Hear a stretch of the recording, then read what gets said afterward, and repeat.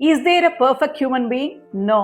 நீட்டா ஜேஇக்கு ப்ரிப்பேர் பண்ணுற ஸ்டூடெண்ட்ஸ் இதை முதல் புரிஞ்சுக்கணும். Every one have their own weakness. For example, ஒரு சில ஸ்டூடெண்ட்ஸ்க்கு ஃபிசிக்ஸ் சரியாக வராது. ஏன் வராது அப்படிங்கிறத நம்ம முதல் தெரிஞ்சுக்கணும்.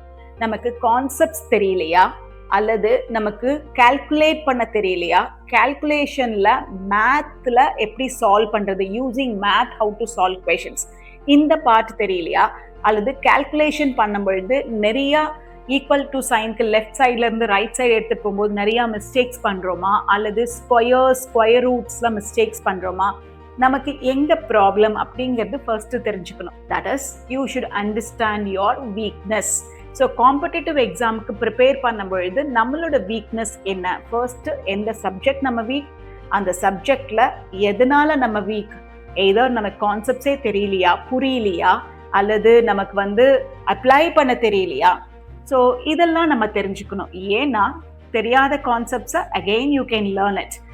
அப்ளை பண்ண தெரியலன்னா it comes with revision. Okay, so revise பண்ணும்பொழுது, ப்ராக்டிஸ் பண்ணும்போது உங்களுக்கு அப்ளிகேஷன் புரிய ஆரம்பிக்கும். உங்களுக்கு நிறைய கேர்லெஸ் மிஸ்டேக் வருதுன்னா you need a person.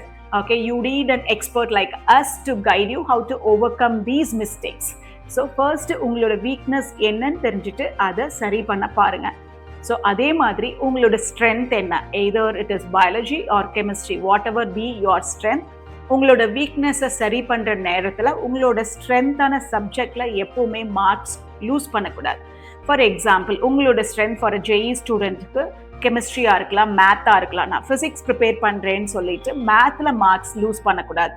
If you are a NEET subject, have your 50% of your effort as for biology. If you are a JEE student, spread your effort as equally for all three subjects. All the best.